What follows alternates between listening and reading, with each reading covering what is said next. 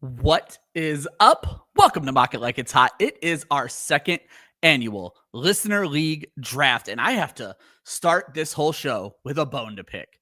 I think that Austin Amandolia, my co-host, is afraid to draft live. He shows up for all the mock draft shows, but for the second year in a row, he does not make it for the Listener League show. Austin, I'm calling you out. You're scared. I know it. The draft room is full. The draft room has been full. There have been people who've been waiting for this for months. It is the Mock It Like It's Hot Listener League. Let's get into it.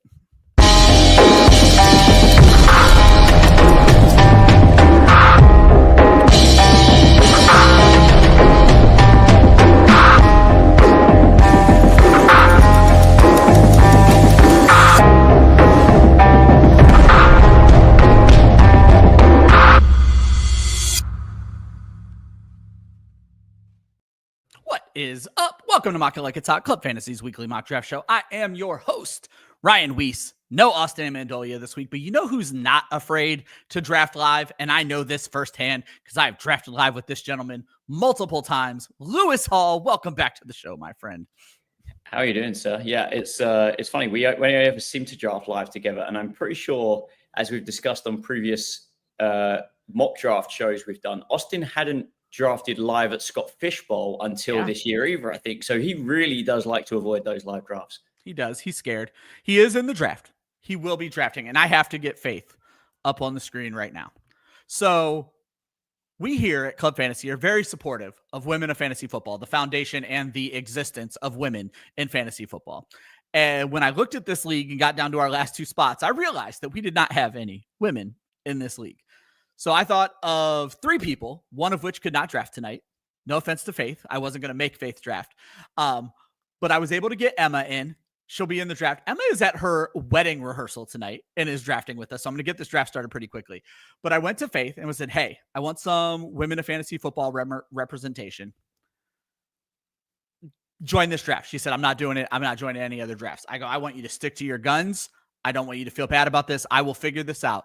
I do want you to know that Lewis is in this draft. And she writes back, you bastard, I'm in. So that is how I got Faith into this draft. And we are ready to go. We will talk a lot more about the Listener League, about everything going on, but I've got to get this draft started because it could be a long one and everybody is on a time limit. So the first thing I'm going to do is hit start draft. Gotcha 420. Our good buddy Joe is picking from the one spot. He is now on the clock. It is a 1 minute clock. I forgot to turn the sound off on one of my screens. It's blasting through my eardrums right now. Lewis, you have the second spot. In fact, let me name our drafters. I'll talk to you guys a little bit about how this league is going to go. So Gotcha 420. Everybody in here either represents Club Fantasy or is a listener of this show. So Gotcha 420 picking from the 1. Lewis has the 2. Michael, who is New York Jets 25, is picking from the 3. Faith is at the 4. Austin at the 5.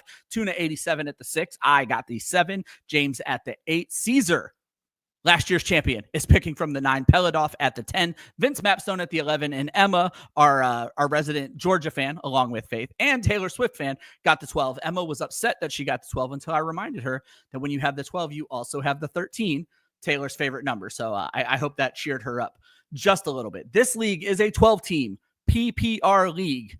And we also have tight end premium. I forgot to tell Josh that when it came to the SEO. Josh can fix that later. It is a full point tight end premium. So it's 1 point PPR for everybody, 2 points for tight end. So we are trying to make those tight ends a little bit more appealing in the flex spot. I guess let's just start there, Lewis. How do you feel about the league settings? You were in this league last year. You were the runner-up. I was able to get you to come on and host with me. I'm sure you're gunning for the championship last year. We did a little bit with kick returns. One of the things we did in this league that is very important to me, we made team defense scoring high. Team defenses can score just like quarterbacks, which was kind of the whole point I was trying to make because I want that position to matter because I love team defense. Yeah, look, I enjoy any wrinkle that you make to this. The team defense thing was new to me. Obviously, you hear so many people in the industry try to ban kickers or remove defenses, but actually the extra wrinkle. I remember seeing the settings last year and seeing how high scoring the Ravens defense was, and thinking, geez, I'm gonna have to change my draft strategy to work out where I'm taking a defense. Yeah. Which I love the extra wrinkles. It's when you see these settings and the differences, it's how do I use the league settings to my advantage and try to draft against my peers and find those advantages over them. Yeah, that's so I always joke with people, excuse me, when I don't pretend to be better at fantasy football than anybody. It's never been my bag. It's not who I am as a person. But what I am good at is figuring out league settings. And it's the reason as soon as Scott Fishbowl settings come out, people come to me to ask me what I think of the settings, because I've created a spreadsheet where I can put in league settings very quickly. And I figured out ways to figure out first downs without actually calculating first downs, because they're notoriously hard to predict. I am very good at figuring out league settings. When I won my IDP championship, I knew very little about IDP, but I was able to plug these players into the settings and figure out who I thought the cheat codes were. So I agree with you wholeheartedly. Find the wrinkles and find the edge. Yeah, absolutely. And then as we move on, the part I want to talk about, this is kind of a home league.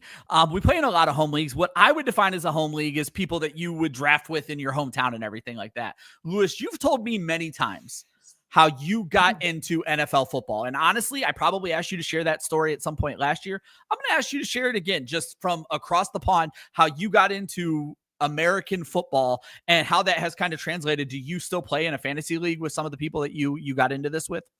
Yeah. So I became a fan of the sport. It was becoming highly televised in the UK. And the story I've told before is, me and 5 friends decided to see what all the fuss was about, why this sport that's played in one country, although at the time I think the Bills played one game in Canada, so technically that counted as multi-country then, I guess. But it was, why does a sport that's played in one country call itself the world champion? So we stayed up, we watched the Steelers-Cardinals Super Bowl. 3 guys went Steelers, 3 went Cardinals. We had some good rivalry, and I got hooked on it from there. And then a short while later, I actually started doing a competition at work in kind of an office, where I would ask people each week to predict what team would I'd look at the NFL fixtures every week, and ask people, there were 6 of us that did it, ask people to predict what they thought the score for each game was going to be. Oh, yeah. If you predicted the right winner, you got a point. If you predicted, say, the Falcons to beat the Eagles by 7 and they won between 4 and 10, you scored 3 points. If you got the exact margin right, you got 5. It was a perfect score. It was kind of 20. We made a big game out of it. And then one of the guys said, "Oh, actually, I'm starting up a fantasy league with some friends of mine. Do you want to jump in?" Obviously, you're clearly a fan. So that league started, I think, 13 years ago. It's a 12-team league. I think I've met 3 of the people in person, literally ever. So of the 12 people in, they all went to university together, but needed a 12th man, and I was the 12th man. And I'm still in that league now. And it's easily one of my favorites. It's from people from back home. We're in a WhatsApp group. I message these guys all through the season, but I've only met 2 of the guys, other than 2 of them in real life. And yet we have so much fun throughout the season. So that is my homiest of leagues, and it's with guys I've never met before. And I want to throw Jamie up on the screen. Jamie says he actually reconnected with the people he first started playing with in 2004 for a league this year, which is awesome. That's actually right around when I started playing as well. My home league is hitting year 19, or this might actually be year 20. We're 19 in already, I think. We started back in 05, 06. And it was just like a 10-team league. Nobody really knew much about fantasy. I had played in Yahoo public leagues for a very long time. And so I was like, hey, maybe we could get our group together and do this. And I knew 10 of my friends cared about football. My hometown is a very big football town. And so we started this 10 team, and then more people heard about it and wanted in. And so we actually expanded in our second year to a 14-team league. But then on top of it being a 14-team league, we also keep 3 guys every year. And this was before keeping was nuanced and you assigned rounds to the picks. So we just keep 3 guys. They're basically just your first 3 picks every year. So we start the year 42 players off the board. It's a wild, wild draft until COVID. We made it mandatory that everybody show up at the draft. You had to be there. If you couldn't be there, we replaced you. We were not nice about it. People made sure they were there. COVID obviously changed the world, changed that. Now we're fine with sleeper. I don't even live in the state where the draft takes place anymore. Now, keep in mind, I didn't live in the state where the draft took place for 3 years. I was down in Georgia and still flew back to Ohio because I understood you had to be at the draft. Plus, I was the commissioner. I couldn't let everybody down. But I now play in a few more local leagues.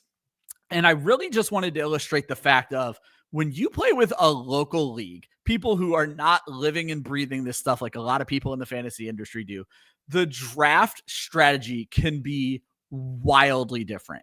I did a draft last night with some locals, and I've been in this league for 4 years. And Lewis, I tell you, every year, these guys draft 2 quarterbacks. Every team, 12-team league, 2 quarterbacks. It is a 1-quarterback league, but everybody is going to have a backup quarterback. And for someone like me who drafts quarterback last, that leads to high stress. And so I was able to get Caleb Williams, and this is the story I really wanted to share about this. And I guess this is more about how wild ESPN's ADP is. I was able to get Caleb Williams as the last starting quarterback, and some people feel great about him, some people don't. I had my eyes on Drake May as my second quarterback.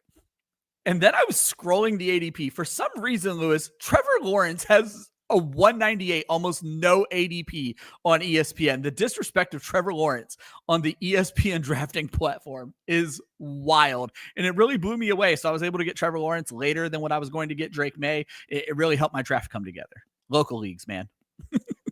Yeah, right. It's funny. So I've just started an office league for a new company I've joined, and I've got 3. So it's a 10-team league. 3 of the 10 are new to fantasy, which is incredible for me. So I've done some fantasy 101 discussions with them. I've told them about some websites to use, some draft strategies, recommend some podcasts. Obviously, yours is this is one of them. And even trying to explain to a first-time player that, yes, the quarterback's going to score more, but you don't need to draft them in the first round because there's replacement value. And they're like, what do you mean replacement value? I'm like, well, just that whole concept of what you take for granted now as being someone who's played for so long when you speak to someone who's doing it for the first time. And to your point, when you play in these home leagues, people are logging in back for the first time. I imagine the amount of times, and you've probably seen it even more than me, the amount of times you log in and go, hold on a minute, that guy's on that team. Stephon Diggs is a Patriot now? What? Cheap plug. I have experienced that a lot, and I've been in this industry for a very, very long time. And Lewis, that actually inspired me to start an article series that I now do every year for football guys called Welcome Back to Fantasy Football. Every August 1st, I publish an article that goes over exactly what you said.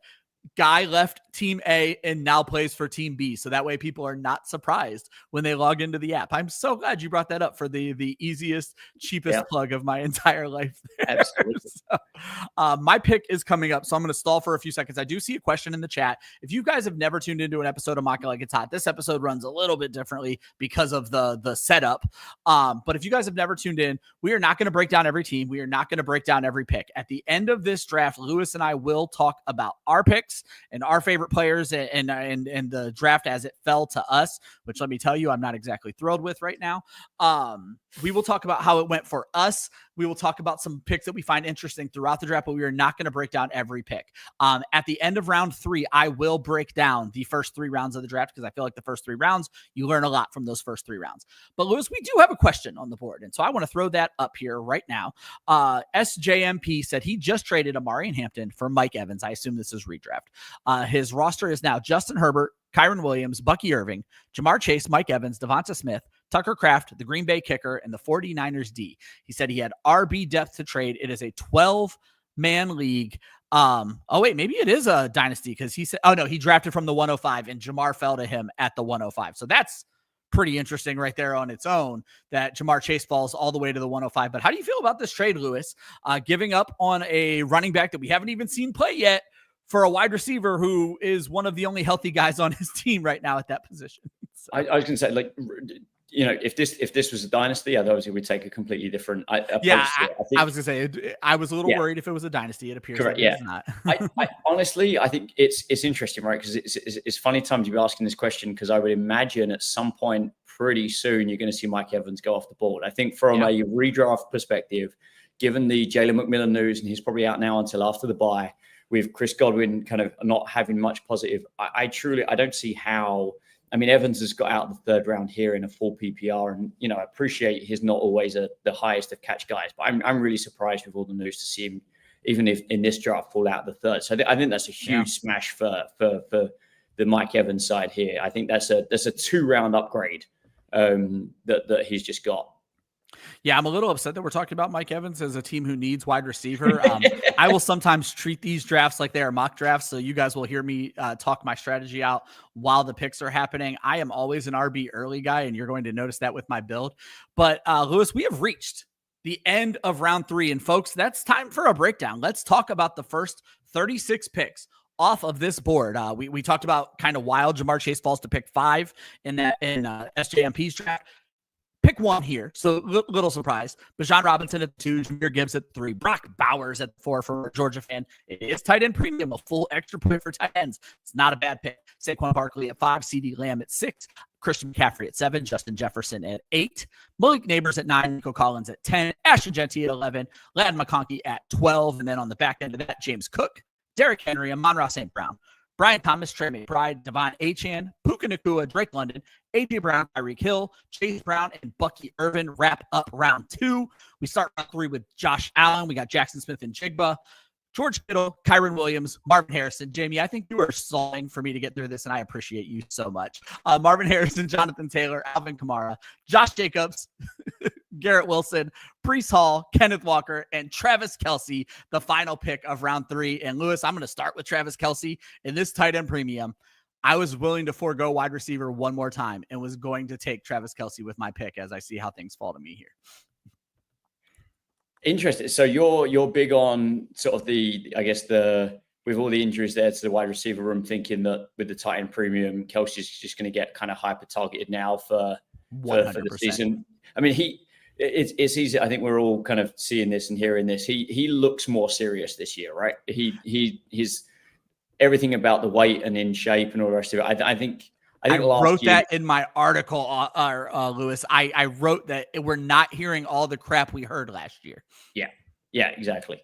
And I think if on our kind of fishbowl mock draft last year, I think I'd been said there, I'd heard about, is Kelce going to be on a pitch count? Are they going to try and, are they going to sort of rest him through the season to go for the kind of the Super Bowl again and make sure he makes the playoffs? I think this year, him and Mahomes, I'm worried about them this year in the sense of for the rest of the league. I think the chip on their shoulder this year, the dethrone, the kind of the industry, if you like, turning against them. I think they've got both of them a point to prove this year, and I think we're going to see animals out of the pair of them.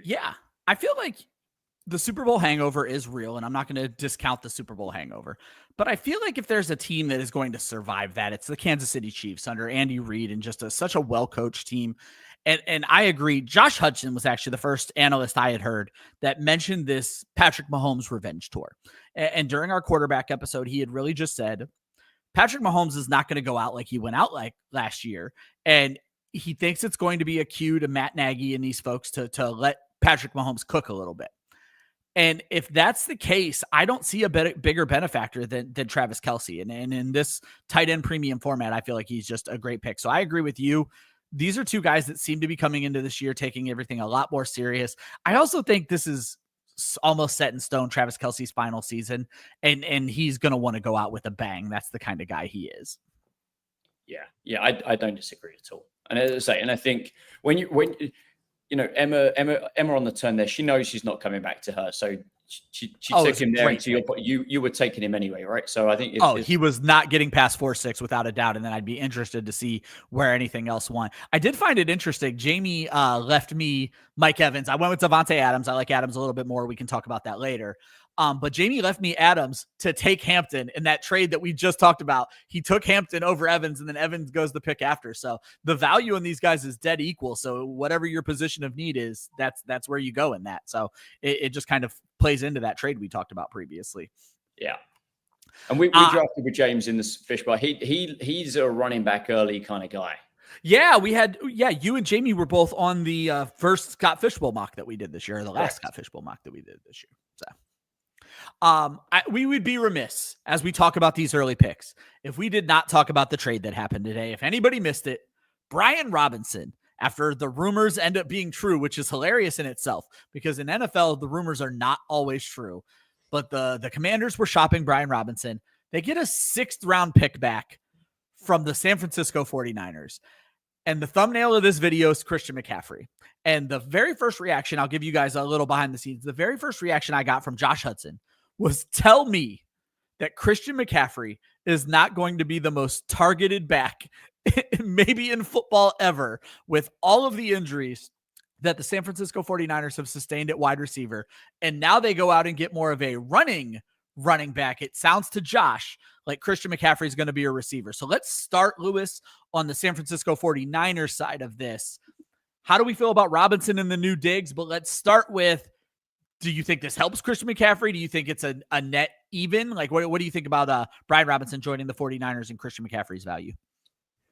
Yeah, I think from my perspective, my view on this is the 49ers have got one of the easiest schedules this year. And I really do think this comes down to similar to what we just mentioned, Kelsey there for last season and applying it this year. I think with the injuries he's had the last couple of years, the 49ers with the easiest schedule, they're looking at January and February for me. I think they're looking at making a run at this thing. I'm not that I'm calling Shanahan on the hot seat, but I think he's probably under-delivered right now. And I think he's got to be looking at this. And with the injuries, he's got to get his team with the easier schedule. They're kind of a lot for playoffs, and he's got to get there.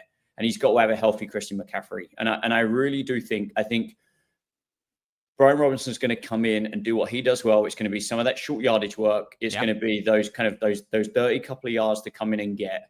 He's going to guarantee them. And obviously McCaffrey would get them, but I think we're going to see McCaffrey saved for third downs, the longer plays, the kind of the more strategic. And I think Brian Robinson is going to come in and just be some legs for McCaffrey to just stop him getting banged at the line for those couple of yards needed to move the chains. And I think it's incredible for McCaffrey's efficiency and his kind of longevity and his health and frankly, his availability. I think that's such a great point. We had been saying, or at least I had been saying when I was looking at my projections, the 49ers have to want to rest Christian McCaffrey. They want to use him in opportune spots. I don't know how much that was going to happen. I loved Isaac Orendo. I like the guy a lot. I loved Jordan James. Neither could stay healthy in this camp. I think this Brian Robinson move was such a smart move. Now, when I went and plugged Brian Robinson into my 49ers model, Christian McCaffrey did not change at all. I kicked him up a few targets. I took him down some carries. He's still my RB4. It changed absolutely nothing. I like McCaffrey. I liked him for a bounce back before any of this. And Brian Robinson doesn't scare me off of that. It obviously destroyed the value of Jordan James and Isaac Orendo. And like I said, I was such a Orendo guy last year. I'm so sad that reign is already over, but he kind of did it to himself. And he's a late round pick. I'm worried about his roster longevity now, because I read an article that Jeff Wilson Jr., while everybody was hurt, was the best looking back at 49ers training camp this past week. So definitely not what you want to hear when you're the 49ers. And so it makes sense to go out and get Brian Robinson. On the other side of this, Lewis, there is a name, and it was a name change. Ja'Cory Krosky-Merritt, who let the world know he prefers to go by Bill. So Bill Krosky-Merritt had taken the world by storm. And then in their last preseason game, he breaks like a 25-yard touchdown on the way to a 46-yard performance. They had sat Brian Robinson because you knew they were going to trade him. The world is in love with this kid. Still there is Austin Eckler. And I'm actually going to throw Jamie up on the screen again real quick. He said, go get Chris Rodriguez in Dynasty. And I don't think a lot of people know who Chris Rodriguez is. He's a kid I liked. I believe he was out of Michigan. Correct me if I'm wrong there, chat. I believe he was out of Michigan a few years ago. Wasn't a terribly high pick, but he's played well. But this Bill Krosky-Merritt, the world is in love with him. A good friend of ours is a New Mexico fan and said that if he had not been dealing with eligibility issues at his last year at Arizona or Arizona State, I don't remember which one, he would have been a fourth or maybe even a third round pick in this past year's draft. The talent is there. I guess he's not much of a pass catcher, but I guess when you look at that Washington deal, are you bought into the hype of this kid? I am. I as you know, I consume a lot of content, and there's a gentleman called Jacob Gibbs who's over at CBS. Yeah, I know Jacob. Jacob was big on Ja'Cory Krosky-Merritt, and he was actually someone that I in the industry had picked up on Puka Nacua really early. So I hold Jacob in high regard, and he was on this guy early. I actually, when all this theme has been happening, I've looked at sleep. I've done what we all done. I've gone onto Sleeper and gone, right, what leagues have I got him in? I know I've got him in some places, and I have him in Scott Fishbowl, which I'm really happy about. Do you really? I do. Yeah. Just so you guys know, we drafted Scott Fishbowl on July 20th. So the foresight, Lewis, is amazing. Yeah. But I think it comes down to your point. I think I'd heard enough about it was the eligibility issues that kind of caused the question marks over him. And the 7th round pick wasn't really reflective of his talent, even in a deep running back class this year. And it was an ambiguous enough backfield that was worth taking a few shots on. I think, Brian Robinson isn't a talent that scared me an awful lot. And I kind of looked at it and thought, well, I've also got Austin Eckler in Fishbowl, just looking at that thinking, I'm just going to take shots at a high upside offense. Seeing this guy's theme up, you're hearing about him now going sort of 8-9 rounds now in redraft league, which kind of where he's come from to now, he's kind of probably one of the most meteoric rises we've seen for a while. Yeah. Fair warning. I'm going to tell you right now, I'm changing my question. My keep trade cut was going to involve Bill. I need to see where the ADP falls for this guy, because that's the other problem is you cannot judge him based on ADP right now. But the players I was going to compare him to, and I'll share this later in the draft, were embarrassingly bad. And like hearing you speak of Bill, it would have been arguably, and I'll tell you who it is when we get there, it would have been arguably the worst keep trade cut question in the history of this show. I do want to throw Jamie up again. Jamie is very active in the chat. We appreciate you, buddy. He sold Bill for a 2026 second round pick, and he brought this up on our Wednesday show. And we all told him we think this is the exact type of thing you should do in a dynasty. This is a 7th round running back, very little invested by the Washington Commanders, though they seem to be heavily invested now. He got a 2026 second rookie pick. How do you feel about that, Lewis, as someone who is more of a content consumer than creator? I think that's right around fair value. I think if I'm a contender, that's what I'm wanting to send for him. I think if I'm someone who's just, even in the dynasty leagues I have him in, he was either a 4th round pick or someone I've picked up after the draft. So I think it's fair value for both sides. And I think it really depends on whether you're a rebuilder or a contender as to what side of it you fall. I think the second is the right side for all parties, so that you all believe you're getting a fair deal. What's funny is when Jamie told us that on Wednesday, we all were like, best deal. You won that deal. That's exactly what you should be doing with this kid right now. Now that the trades happened, I'm like, I'm with you. It's fair. I don't trade for fair. I know that sounds horrible. It makes me sound like a dick. I trade to win. I'm that guy. I know everybody says you shouldn't be that guy. I'm that guy. I very rarely accept a trade the first offer sent to me. I look for counter offers. It's just who I am. So now, like, if I had Bill and someone sent me a second, I'd probably be like, throw in a third.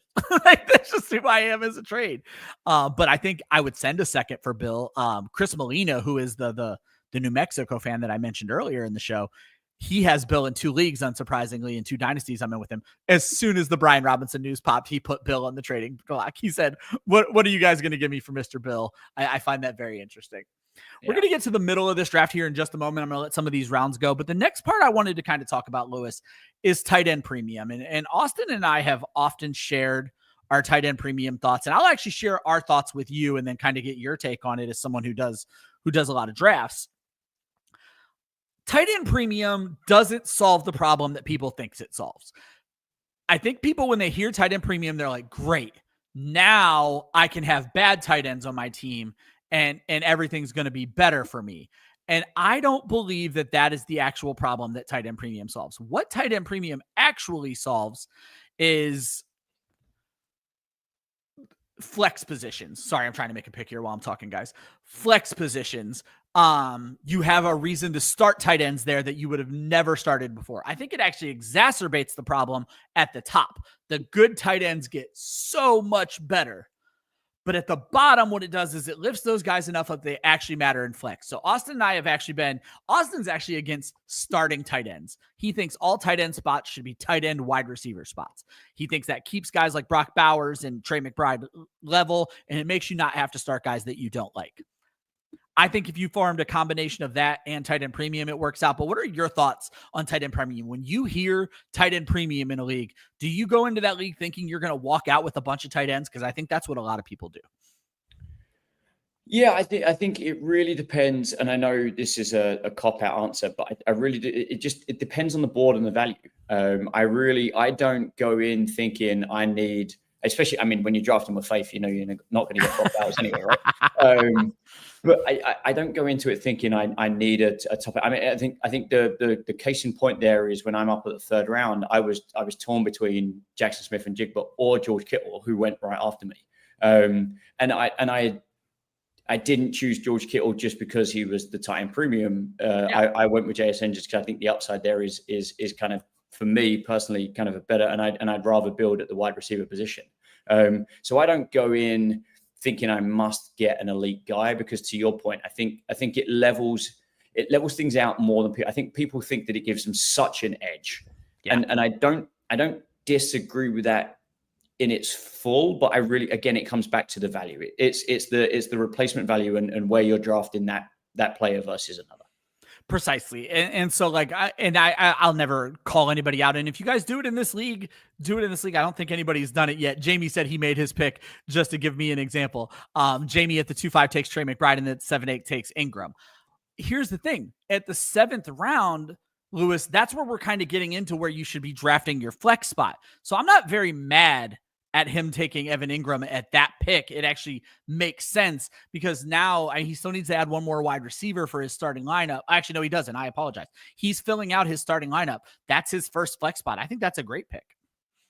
Yeah, I do for sure. And I think you can create an edge there. And I think, for me, I've always found in my time in fantasy football, I look at the flex spot and the way I draft typically, and that's not how it's gone in this draft. But for me, the flex spot and the RB2 slot are where I usually try to get an edge or find an edge. I think just the way I've always kind of thought about drafting, and again, it all board dependent, but if you think, and again, it comes back to the point we made earlier around league settings and league rules. And if you think a tight end gives you upside. And I think when we think about tight ends, I think you really need to think about, and I think it's been proven over many years now, you need a top 2 target in that offense. And I think that's where James has made a good call there. I think Evan Ingram is probably locked in to be absolutely a top 2 target in the offense, him and Courtland Sutton. And they're probably not that far away from each other in targets. So I think that could be a good value there for James.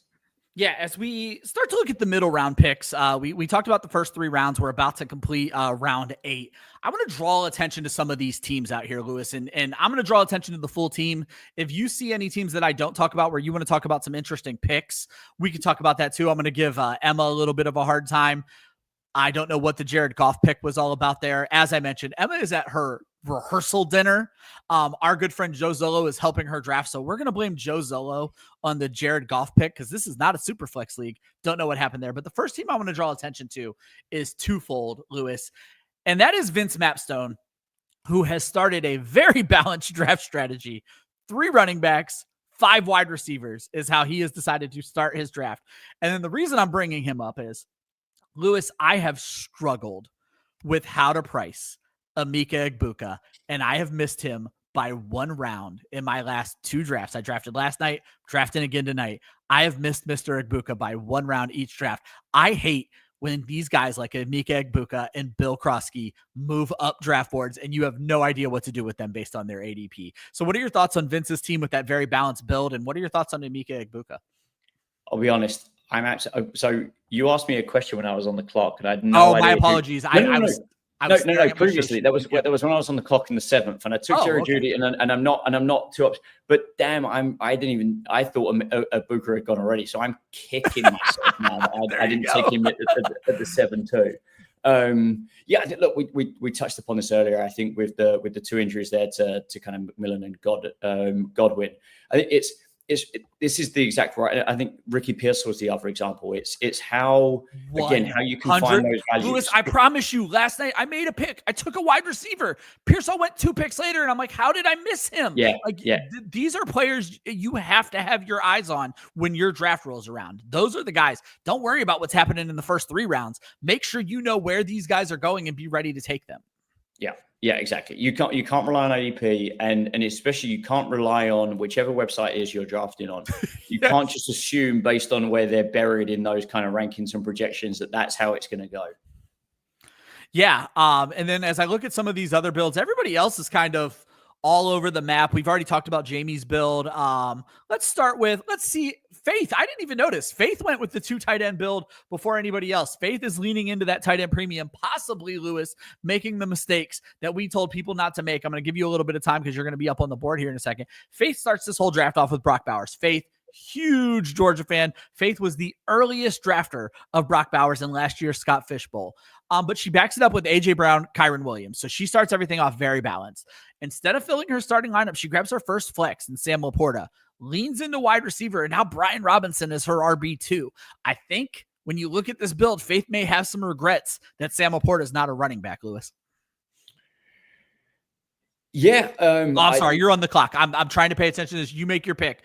But yeah, I'll just kind of lean into that. Right now you have Brian Robinson, who I have slated for 130 to 150 carries. I don't know if he's going to see enough short yardage work when you have George Kittle and you still have Christian McCaffrey. So I'm worried about what that means for Brian Robinson. He fell in for me as like my RB 36 in a 12-team league. That makes him essentially the worst RB3. I love Kyron Williams. Big Kyron Williams guy. And I think she did a home run getting Chris Olave as late. That was the guy I was eyeballing on my draft board as well. So Faith did a lot of things right, but I just wonder if the tight end premium maybe led her astray when it came to that Sam Laporta pick, and maybe that should have been a running back.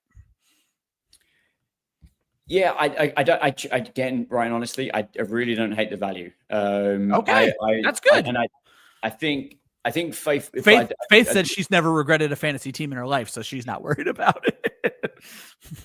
I do think the not to take the easy way out, but I think the steam we're seeing on Travion Henderson, who went there the pick after, I think that might be one that Faith, despite having zero regrets, that might be one she looks back on. He's a Patriots fan. She should have made that pick. Yeah, that's very true. She's got no excuse.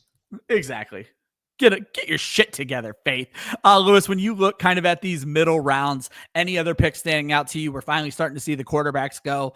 I'll be honest, I'm proud of this draft when it comes to the tight ends. These are the rounds where you tend to see a bunch of globs of orange, and we are not seeing it in this draft. So kudos to this draft on not falling for the tight end premium trap, but we are starting to see quarterbacks go. Any other picks standing out to you, Lewis? I really liked the value that the Tuna got on Joe Burrow there. I know we had to, it was a long time between over 2 rounds from kind of Daniels going off the board as QB4 before we got to Burrow at QB5. But I think that a 2-round discount, or not a discount as such, but a 2-round gap between Daniels and Burrow there.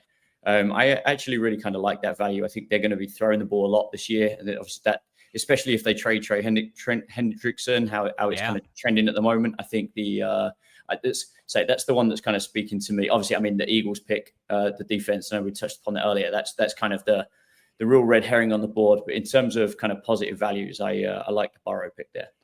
Yeah, I like how the quarterbacks have honestly went. I'm normally quarterback late, and honestly, 8th round is kind of late. I actually have a theory I'll share with you, and it's went into play with me here. I took Patrick Mahomes in the 8th round. I don't know that I immediately regret it. I do actually, and I'm going to tell you why. I have discovered in my last couple of drafts, I did a mock draft with Fantasy Alarm 2 days ago, and that was where I first made this discovery. And then I noticed it last night, and I'm feeling it today. After the 8th round, Lewis, I hate every skill position player that's left. I literally do not want them on my team. And the 8th round is that line of demarcation. I took Mahomes. And my last running back that I really love, Jalen Warren, was the very next pick by Tuna. I would much rather have Jalen Warren or maybe even Tyrone Tracy, and then ended up with, I guess, Brock Purdy, if you look at how the draft might have shifted, because Jets would have took Mahomes, Knicks, and then I get Purdy. I would much rather have had that on my team, because now I feel like I'm gambling on a spot that matters on my team. And that's kind of been the weird line for me there. Yeah, and I think it's come down to the format, right? I think and you touched upon this earlier, I think both Warren and Tracy have got given this is a full PPR league, they've got the upside there at the catches. And I think the Bill, as he likes to be called, I think has got kind of less upside there. So yeah, I see what you mean. I think seeing how the board fell, I'd agree with you there. I think I'd probably have preferred it the other way around. So I'm going to slide into this keep trade cut because I did just take Bill Krosky Merritt. And the guy I wanted to compare him to did go before him.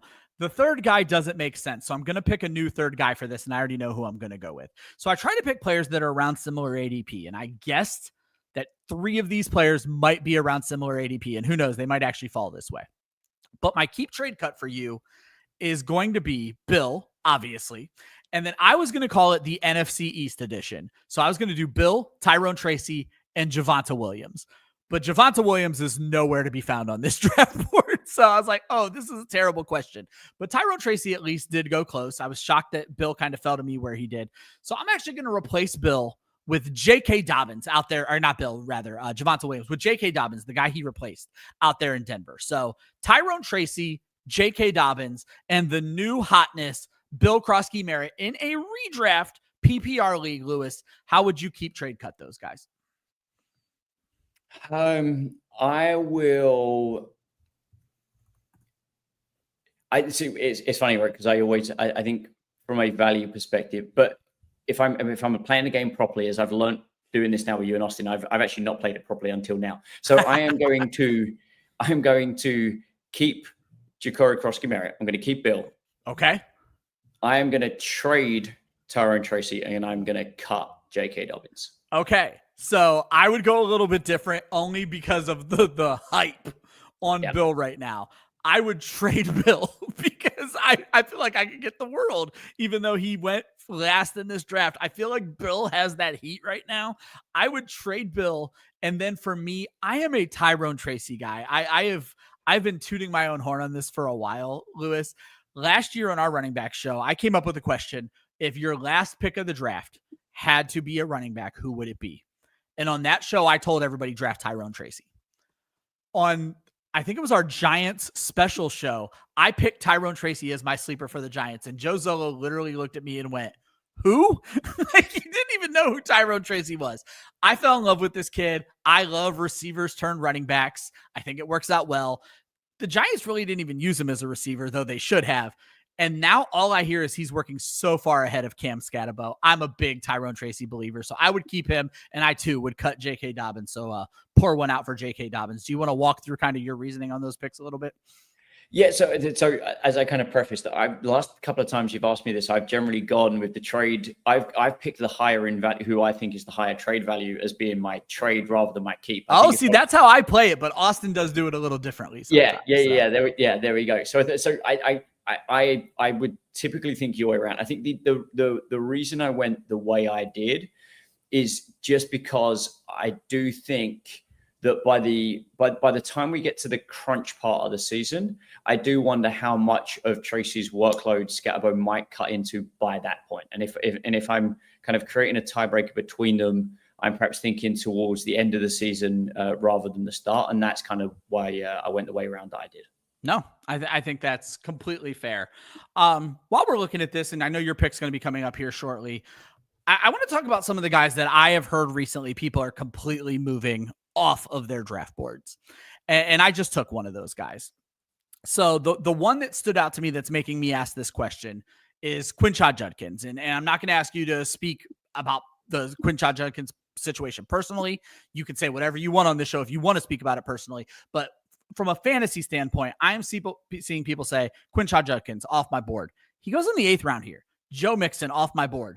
I take him in the 10th round here. A couple of other guys. Jordan Addison's not really off anybody's board, but he goes in the 8th. Rashee Rice isn't really off anybody's board. He goes in the 7th. These are a lot of players that are having trouble. I haven't seen off the top of my head if Chris Godwin went yet.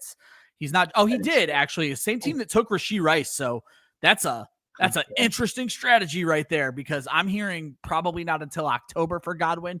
Do you go into your draft with people off of your board, and are any of these guys off of your board? Well, I actually took Addison. There you go. And I wouldn't call him a don't draft player at all. So I wouldn't put him in that situation. So it's funny. I think actually, Jets has doubled down on it. I think if you think about pairing them, Godwin and Rice might overlap kind of nicely, right? In the sense of by the time Rice gets suspended, Godwin good point. might be coming back. So I think at that point, Jets may have locked up kind of a wide receiver 2 value, or even kind of knocking on the door of a wide receiver 1 there in the 7th and the 8th. That's a great point.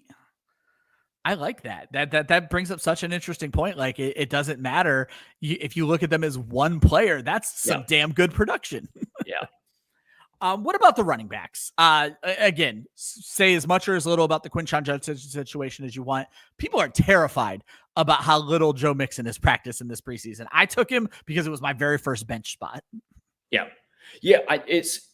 It comes down to value. That could be a league winning pick for you right there. And I think there is a point where you might come into it thinking he's off your board, but in the 10th round, you could have his without this injury, without the kind of the smoke, he's a running back 1. He's a top 12 running back, or at least knocking on that doors. And I think I very much play when I'm playing redraft, I'm very much thinking, how much upside can I get from a pick?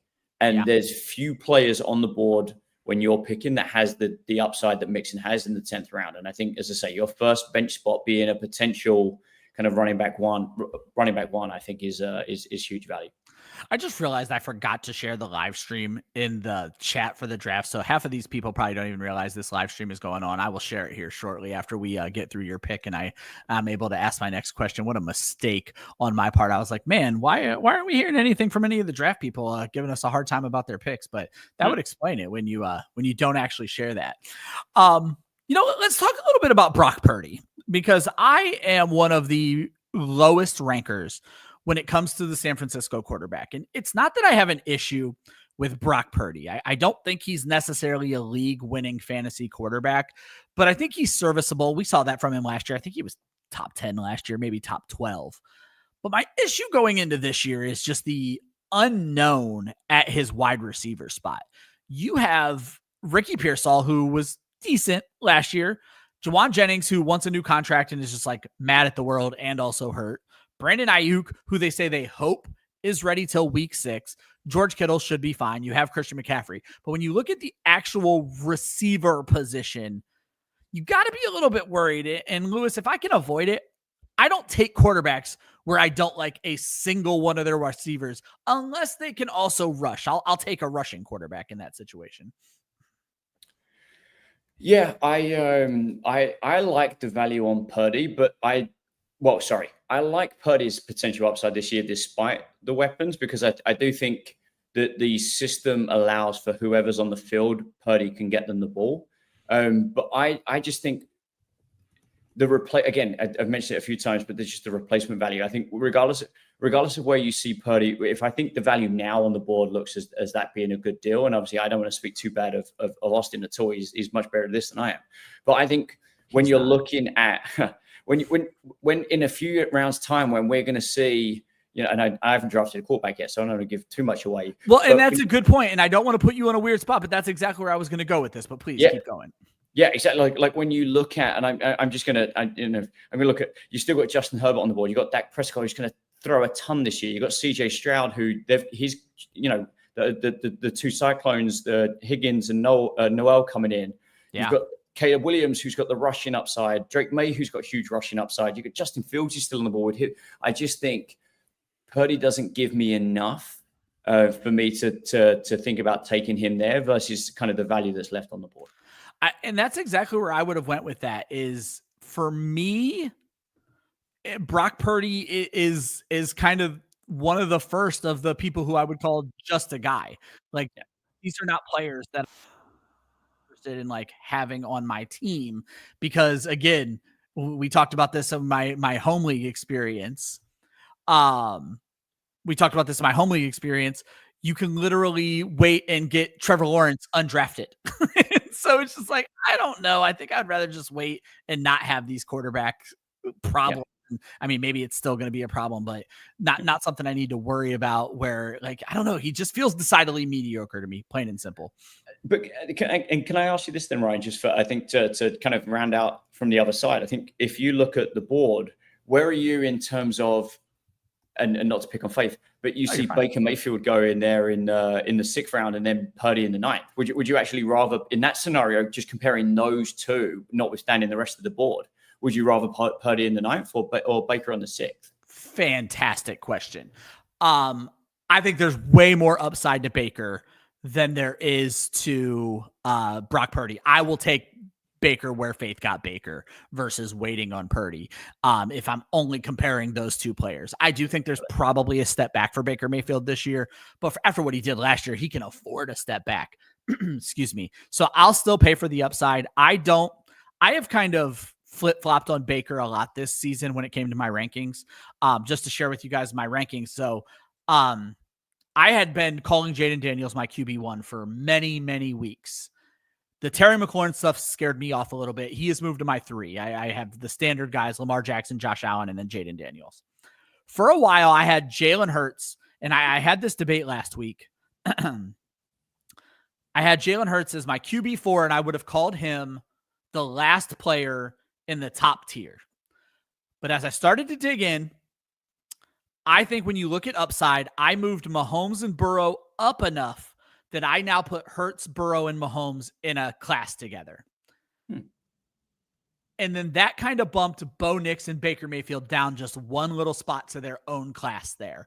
And so where Faith got Baker, I think it was a little bit of an overpay, but for this league, I think she got him at the appropriate price. And so I'm not mad at that Baker Mayfield pick. And again, Brock Purdy, I know what I can wait and get. I can get Brock Purdy 20 picks from now with JJ McCarthy or Bryce Young. Like, I'm just not worried about it. I don't trust. I was trying to be nice to Brock Purdy. Clearly I shouldn't be. I do not like Brock Purdy. I would not have made that pick.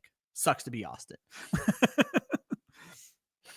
What is it about Hurts, Ryan, that for you, when you dug into your projections, that you then kind of put him in the same tier as it's just, you said Mahomes and Baker? Yeah. So it more stands to, let's start with the first 3. The first 3 do everything.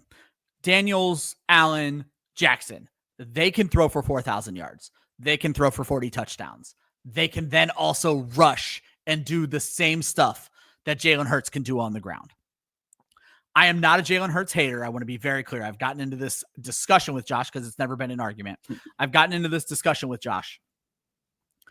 Jalen Hurts doesn't need to throw for 4,000 yards. He doesn't need to throw for 40 touchdowns. And I don't look at that Eagles team and see that changing anytime soon.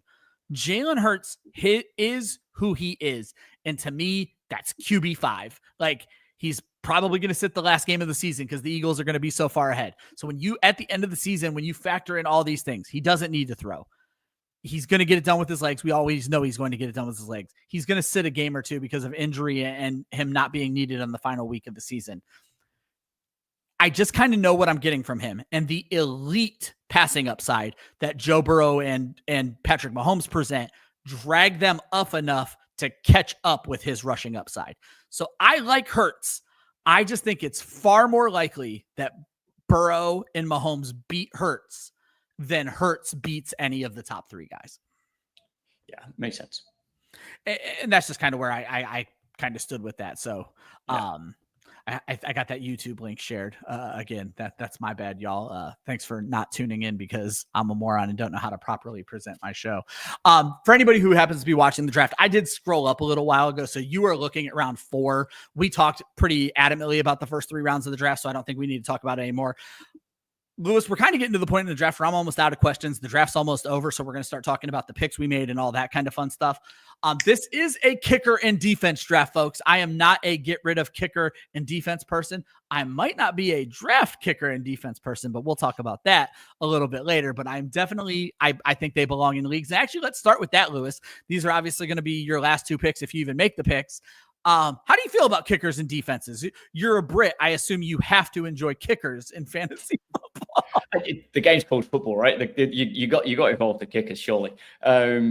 Yeah, I say I'm commissioning the office league I've just set up, and obviously by virtue of doing so, I had the ability to decide whether or not we included kickers and defense, and I included them. I think they are still a nostalgic part of the game. I think there's still a space for them. I think it's how we, for the most part, we grew up playing with them. And I do truly believe that everything about this game is to enjoy it. And not that I want to root against offenses and that I want to see kicks instead of, but you look at what Cam Little achieved at the weekend, kicking a 70-yarder. You want to cheer for that stuff, and you want to cheer for interceptions, and especially if you're playing against,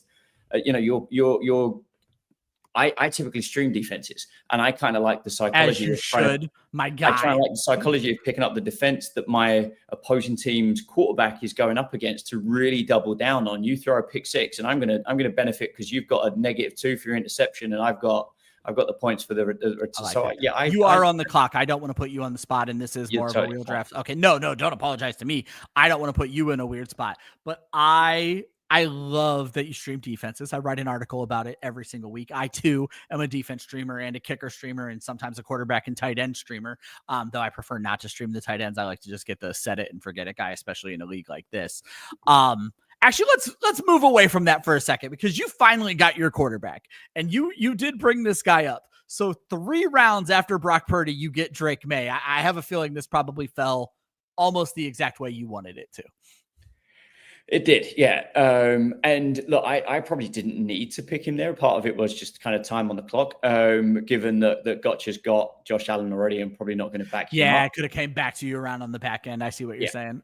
But honestly, I mean, I was picking him at 13 too anyway. I really wanted to call him out again. I really wanted Braylon Allen there in this pick. I believe there's enough smoke behind the potential of a Breece Hall trade. And I'm pretty sure we discussed Breece Hall on the mock before. Yeah. For the fishbowl mock. I think there's enough smoke around that trade and just what they're getting out of Allen, with how young he is, with how kind of big a kid he is. I think I think Braylon Allen for me is a strong pick. So yeah. I always like those weird players like Braylon Allen who come in so young. Braylon Allen didn't turn 21 till like January. So if the Jets had like won a playoff game, he wouldn't even have been able to drink with the team. So I love picks like that. And like you brought up, not only is he young, but he's also enormous. And he's just a different guy in this league. I would love to see him get a chance to showcase his skills. Yeah. Yeah. No doubt. And yeah, to actually answer your question, which I didn't do the first time around, I think for me, as I say, I really do like the trajectory of Drake May. I like, Josh McDaniels has failed as a head coach, but he's never really failed as an offensive coordinator. I like what they're doing around him. And I think the upside for him, as I say, not to keep coming back to it, but I think, and you touched upon it, but the 3-round discount, I think Drake May has the same floor as Brock Purdy, but I think he's got a significantly higher ceiling. Well, and you did a couple of things with your draft strategy here that I want to talk about. So when we go back and look, and again, we're not picking on Austin about Brock Purdy, but I'm always picking on Austin. We see Brock Purdy, and then 5 picks later, we see Kyler Murray. And I always thought Austin was more of a Kyler Murray guy, so I think that would have been the better pick. But regardless, then we see such a stop at quarterback. And I want to bring up those 2 guys that went, Justin Fields and Drake May. You can't look at me with a straight face and tell me in a game that favors rushing quarterbacks, that fantasy football does, that Drake May, Kyler Murray, and Justin Fields don't have more upside than Brock Purdy. You cannot convince me that is the case. But you said something that I thought was genius, and this is something a lot of people need to think about in their drafts. You said you probably didn't need to trade Drake May because, and I'll scroll the draft up here just so people can see what we're talking about. Gotcha spent a 3rd-round pick on Josh Allen. Common sense, and we're assuming common sense is common in this draft, states that if you spend a 3rd-round pick on a quarterback, you probably aren't drafting a backup. If you're doing it, you're doing it with your last pick. Drake May probably falls to you around the turn there, and if you really liked Ray Davis or Tyler Algier, you could have gotten one of them and then paired them with Drake May versus Bashal Tutin. Yeah, for sure. And honestly, as the Bijan owner, I did consider Tyler Algier. And every year I come into this thinking, am I the kind of player that will draft my own backup, or do I draft somebody else's backup or for upside? And so I looked at Tyler Algier there and decided against that because I'm kind of shooting for trying to get as much upside in the team. And I think that's what I'm trying to, my last few skill position picks there. Keon Coleman could be kind of the number one target there for the Bills. Luther Burden has upside for me in the Chicago offense. I think a lot of mouths to feed, but I don't know that we know for sure yet how that target share is going to go around. And then Bashal Tutin, again, I think he was getting a bunch of steam. He was Bill before Bill. He was Bill before Bill. I was going to say the same thing. That's such a good analogy. He was so Bill true. Before Bill. And then I think what we've seen, and my read on the situation is, I think we've seen Liam Cohen and the Jags offense use ETN and more so ETN than Tank Bigsby, but I think they're in the shop window. Yeah. And I really do think that by the time the season rolls around, it wouldn't surprise me if one of those two backs gets moved on the same way we've just seen for Brian Robinson and for Bashal Tutin to get more, be higher up on that depth chart as we start the season.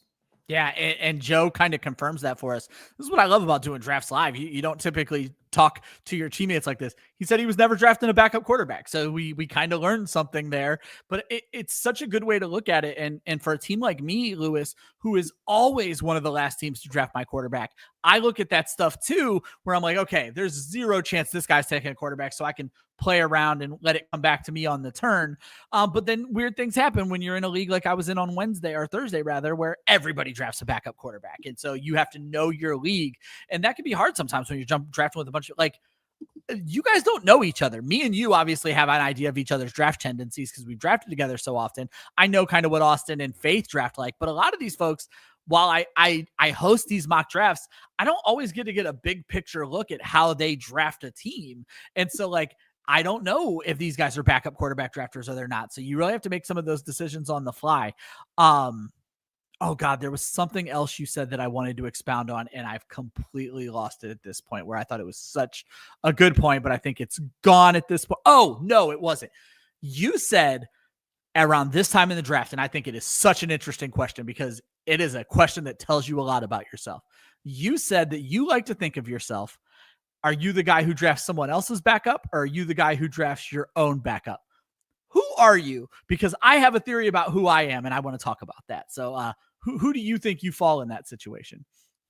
I'm generally right down I think for me, it depends on who I think I'm backing up. I think if my view is if I'm drafting a Saquon this year, who people think are risk getting hurt because of how many touches he got last year, or I know you drafted him. If I'm a McCaffrey manager, then I'm probably drafting the backup.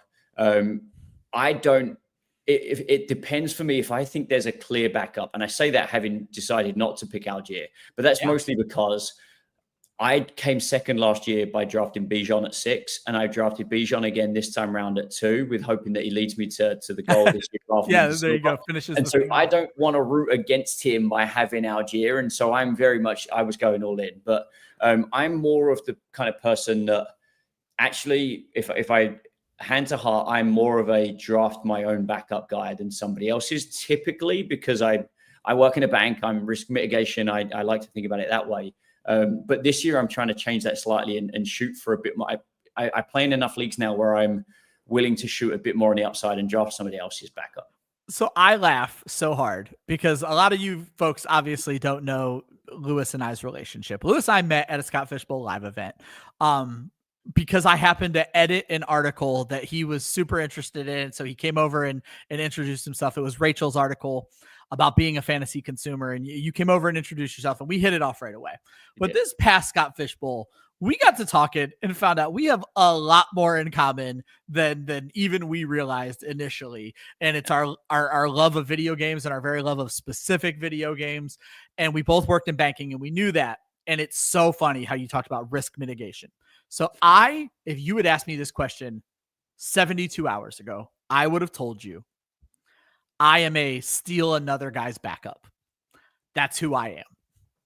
So I was setting my queue as I do right now. I look at the players available. I make a quick queue so I can start to look out for them. And I put Ollie Gordon on my queue. Big Ollie Gordon guy. Did not like what happened to him in the draft process. Not that mad that he ended up in Miami now. All reports are that he's going to beat Jalen Wright for the job there. And I like Jalen Wright too, so it all sucks. But regardless, I put Ollie Gordon on my queue because I said in my head, I got Devon Achane. I'm going to be happy if I have Ollie Gordon. And then I looked at my roster and I was completely wrong. I did not get Achane. I was getting my drafts confused. I had gotten Ashton Genty in that draft. And I immediately took Ollie Gordon off of my queue. So I am also a risk mitigation. I will take my own backup where I would have told you I'm a backup Steeler, and that is not who I am whatsoever. So it's so funny, just yet another thing that we had in common. But I really, really thought that I was a guy who would steal someone else's player, and it's just not who I am. I'm going to give you a couple times here, or a little bit of time here to make your pick. You actually, ironically, you don't need to pick, and I can't even do this. You and I do this. So I'm sitting here. Take Ollie Gordon. Correct. I am staring at Ollie Gordon as you're talking about, and I'm like, oh, I was like, please don't. Like, if I get sniped by Faith or Jets here, that's exactly who I had top of my queue. Well, it's still going to be your pick because I'm sure Joe's going to blow through the turn there as he did. So that's so funny. In this draft, I do have Devon Achane, so I should have been eyeballing Ollie Gordon. And obviously, we'll break down our teams here. Let's go back because we're basically done here. Last 2 rounds of the draft. You and I will break down our builds here in just a moment. And let me make sure this is still in a good spot for you guys to see what's going on there. So for the folks who are watching, I have the draft showing on the screen at round 7 now. But let's go back where we were before about drafting kickers and defenses. And again, I had to cut you off because you were in the middle of making your pick. So go ahead and start talking to me about your thoughts on kickers and defenses in fantasy football. After you make your pick, I guess, because we're still at that weird point. These shows can always be awkward. So you are totally fine. I am very much,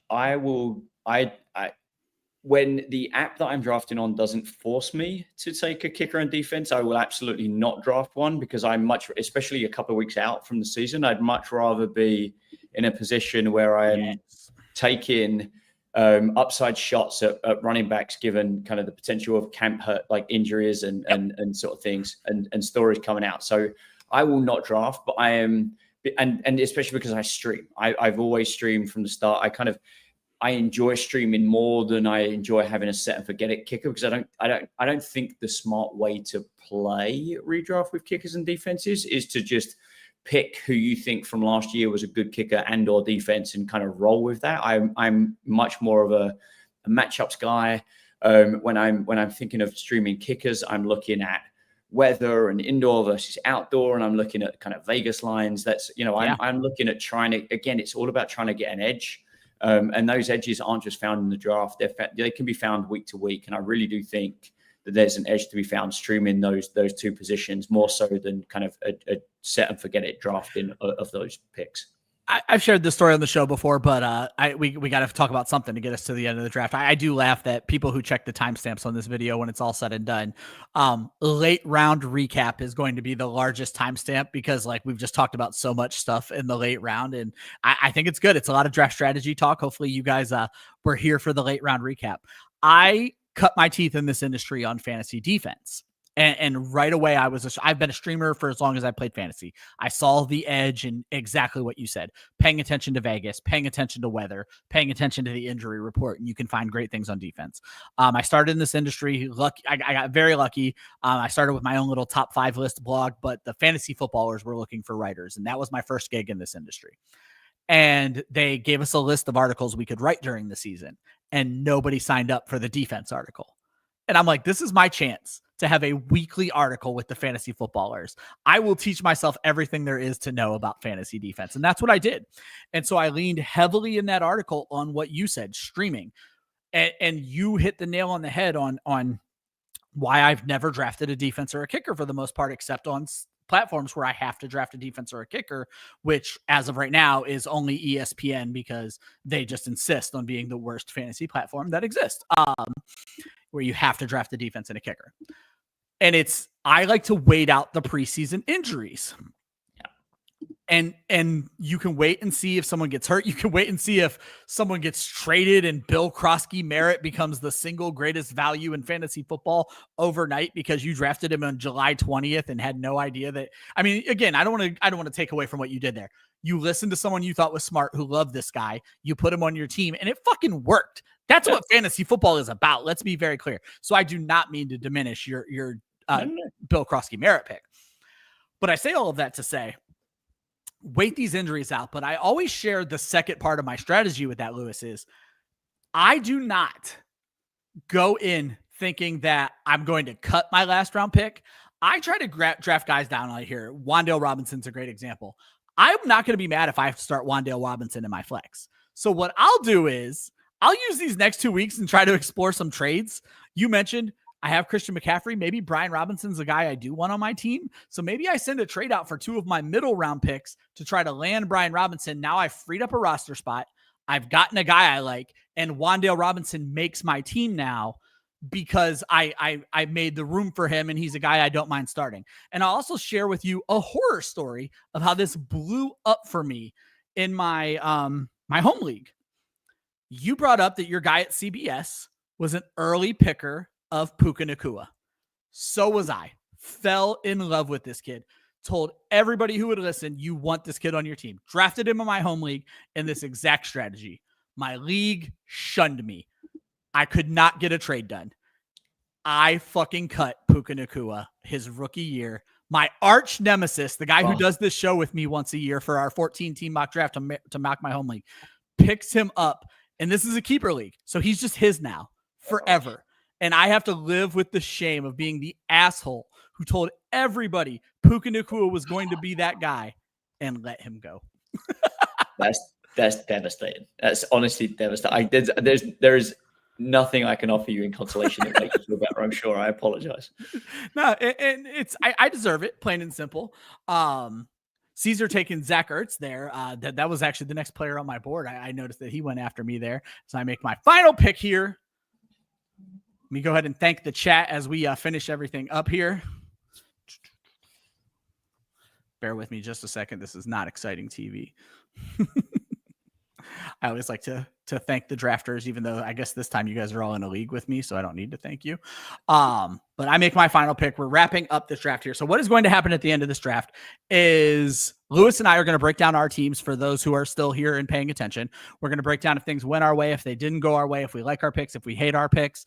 And then honestly, we're going to wrap this thing up because I don't like these shows going more than an hour anyway, and we are already well over an hour. And actually, just to save us some time, Lewis, I'm probably going to go ahead and just get mine started right now since I am already done. Let me look at the timestamp there. So let me scroll up here a little bit so you guys can see my picks. I am notoriously, and I stuck with my guns here, a early running back drafter. And just so you guys know, I hate hosting and drafting. It leads to those weird lull moments in this show. And it's hard to pay attention to chat questions. So if I missed any of your questions, I apologize. I set a queue. I told Lewis this before the draft of 108 players. And that was no quarterbacks. I had a plan for what I was going to do at quarterback. I set a queue of 108 players based on my rankings so that I could just quickly look at my queue, choose the player that best fit my league build. As I mentioned during the draft, wide receiver got away from me. Christian McCaffrey, Devon Achane. I probably should have went Garrett Wilson over Alvin Kamara. I was hoping Mike Evans' hype was not going to... I like Devontae Adams more than Mike Evans. I'm not going to lie to you, but I was hoping Mike Evans was going to fall to me my next pick. I was happy to get Devonta Smith. Mark Andrews, I think, is a guy who's being terribly undervalued. You're seeing him go in 9th rounds of a lot of drafts. This is a tight end premium. I was happy to take him in the 6th. And then really strategy-wise, the next pick I made was Patrick Mahomes. In the 8th round in a 12-team league, I think Patrick Mahomes, as I mentioned, has top 5 upside this season. To get him where I got him as what appears to be the 6th QB off the board, but 2 rounds later than anybody else was taking a quarterback, that's just a win to me. After that, my queue got a little ugly. Joe Mixon, as we mentioned, was one of the do not draft players. I had him on my queue, but I was like, you know what? The hype is there. Bill Krosky-Merritt was staring me in the face. So I took Bill there in part just to make sure the keep trade cut question fit into the schedule perfectly. Tight end premium towards the end there. Jake Ferguson, Mason Taylor, a guy so I think I might be able to put in the flex. Jerome Ford is an interesting pick to me, Lewis. We didn't spend a lot of time on Quinshon Judkins, which I don't think is a bad thing. But when you look at the way the Browns are building their team right now, Lewis, they clearly want to win now. And that's Joe Flacco. And that's probably going to be the guy who's already comfortable and familiar in this system in Jerome Ford. What are your thoughts on that? Yeah, I think, again, my view on the situation is the Browns came away from what they were known for with the Deshaun Watson trade. And I think Stefanski has earned enough credit in the building to say, I want to get back to the style of football I play. And if I think back to kind of the most successful teams under Stefanski's watch, it was when they had Nick Chubb and Kareem Hunt. And it wouldn't surprise me if they're going to go back to a heavy run game. I think they're going to play both tight ends. I think it's going to be very much kind of smash mouth type football. I think we're going to see a lot of Jerome Ford. I think we're going to see a lot of two tight end sets with Njoku and Harold Fannin on the field. And I really like the pick. And I think in that division, Ford knows the defenses he's up against. He knows what he's got to achieve. And with it's two rookies behind him, one of whom, obviously, as we know, there's never a contract. He hasn't practiced. He's not hitting the ground running anytime soon. And Dylan Sampson's a full fifth rounder. I think Jerome Ford, the value on there is huge. Yeah, and the last player I'll talk about, Wan'Dale Robinson in a PPR, is a guy I'm going to grab in the 14th round of every draft I'm in. You cannot look at the Giants team and tell me that anything is fundamentally different about them other than they are better at quarterback. Malik Neighbors could still be a 170 target guy.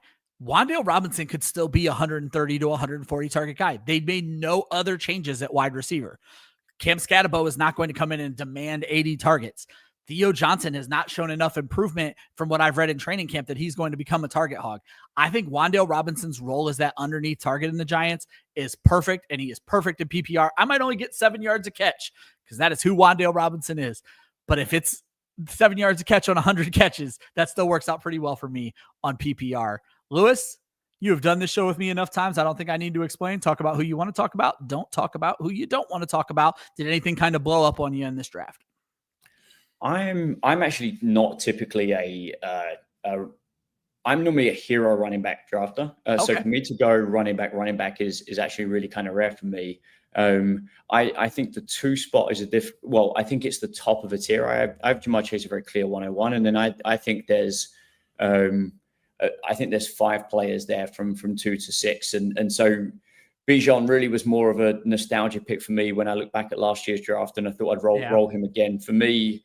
And then I was kind of thinking it would be Bijan, and then I was hoping with kind of the uncertainty around Matthew Stafford, maybe Nakua would fall a little bit. I was hoping to go running back, wide receiver. So for me to go running back is kind of rare for me, which then meant I knew for the next few rounds I was prioritizing pass catches, knowing that I'm a late QB drafter as well. I thought I liked Tucker Kraft where I got him, but then as I say, it was all about wide receivers for me after going. Yeah, you clearly made a stand in a line in the sand that you knew you needed wide receivers, but you didn't want to miss your starting tight end there either. Yeah, exactly that. And so this is a pretty standard draft for me. I wouldn't say It doesn't feel like a team I love because I don't feel like I have a huge stud. I like getting a wide receiver typically in those first 2 rounds, as I say. But I do think there's good value in the team. The Jordan Anderson pick I kind of like in the 8th round. Back to the conversation we had earlier about whether players are off your board or not. And then really as we discussed, kind of when we were looking at benches, for me it was then all about sort of upside. And I actually really like. I think from what I'm hearing. Not to, it's who knows it with the last round pick, but Adonai Mitchell is getting a lot of steam for me from what I'm hearing in camp. And I think Daniel Jones winning that camp battle or Anthony Richardson losing it, depending on which way around you look at it. I think there's upside for that offense. I think we forget how successful Shane Steichen was at the Eagles, just given how bad it's been for him since with the injuries to Richardson and whatever else. But no, I kind of really like the team. And to your point, I think drafting this couple of weeks out, there's trades, there's still plenty of time to pick up waiver wires and guys. So no, I like where I'm at. It's a solid enough team. And again, I'm enjoying the amount of upside I've got on the bench. I'm scrolling your team to round 4 because you mentioned you like to have a stud at wide receiver. And there are 3 of your wide receivers that I want to kind of talk about before we end this show. George Pickens, Tedero McMillan, and Jordan Addison. Pickens is obviously never going to be the best receiver on his own team in Dallas. But I do believe on a team with 0 running game, on a team with a competent quarterback that should throw the ball enough, and arguably no wide receiver 3, there is room for George Pickens to still be like a top 20 wide receiver for as late as you got him. Yeah. The Tedero McMillan comps are Mike Evans. I do cover the Carolina Panthers. I got to be honest, I'm not loving what I'm hearing about that offense right now. What I'm hearing about Teteroa McMillan is he makes highlight reel plays and he drops the ball. Kind of feels like George Pickens, but he obviously has the role and build of a possible Mike Evans. And then Jordan Addison, Justin Jefferson's already dealing with an injury. Obviously, Jordan Addison's not playing the first 3 weeks. But if Jefferson can't knock this being banged up and has to miss any time, Jordan Addison is more than capable of being the wide receiver 1 in Minnesota. I think you drafted the right kind of wide receivers, and you can throw Jerry Jeudy in there. Everybody hated Jerry Jeudy when we didn't know who the quarterback was. We should kind of like Jerry Jeudy with Joe Flacco as the quarterback. Yeah, it's like I've really tried to go for guys that I think I'm a Steelers fan, so actually being able to, and I never, and you know, I never draft Steelers players. Yeah, you avoid it. That's how you've decided to do it. Exactly. So to get Pickens on my team is the first time I've ever had him on a team because that's a good point.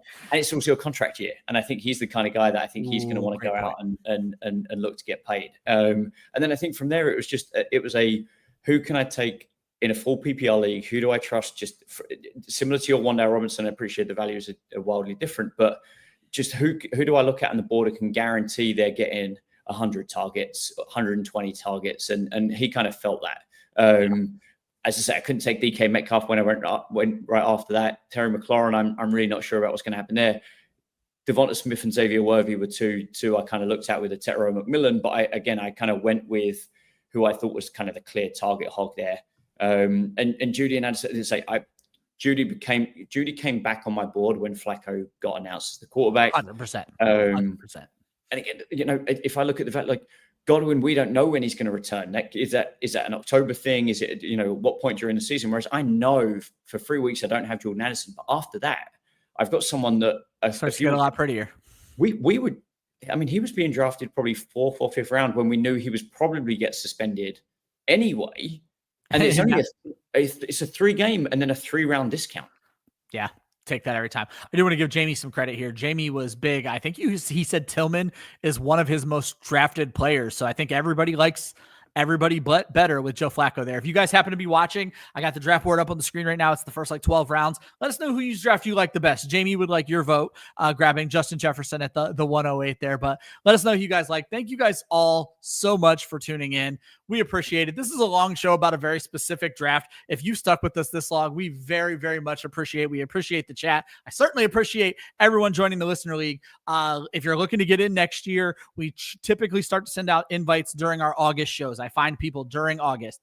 The top 2 finishers in this Listener League get free subscription, 1-year subscription to Football Guys. I also work at Football Guys.